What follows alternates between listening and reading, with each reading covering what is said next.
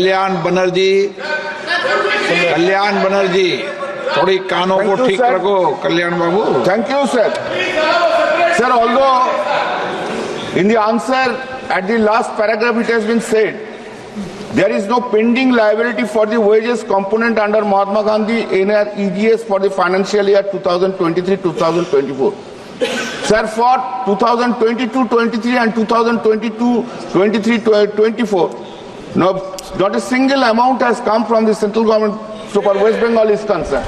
I know, please, have your patience. I know, last 1 year we are getting this, some illegalities, some irregularities are there. And we are saying, if there is illegalities and irregularities, you detect, you arrest, you don't do it. How can you discriminate state of West Bengal peoples? Does it not violate Article 14 of the Constitution? Next, sir, in this it has been said that an empowered committee under the chairpersonship of the secretary decides the projected labor budget in consultation with the state government. Why the West Bengal government has been left out? Why there is no consultation? If you don't like Bengali, that's the reason you will not give money to the Bengal. What is this?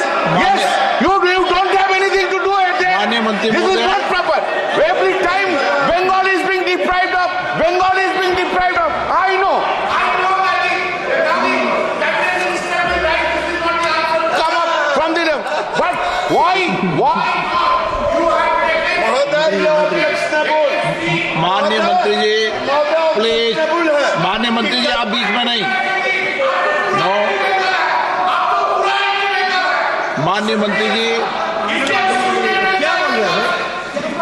माननीय अध्यक्ष महोदय, मैं बड़ी विनम्रता से ये कहना चाहता हूं, ये राशि है एक निश्चित उद्देश्य की पूर्ति के लिए और इसी एक्ट में प्रावधान है अगर ये राशि निश्चित उद्देश्यों की पूर्ति में खर्च नहीं की जाती तो इसको रोका जा सकता है।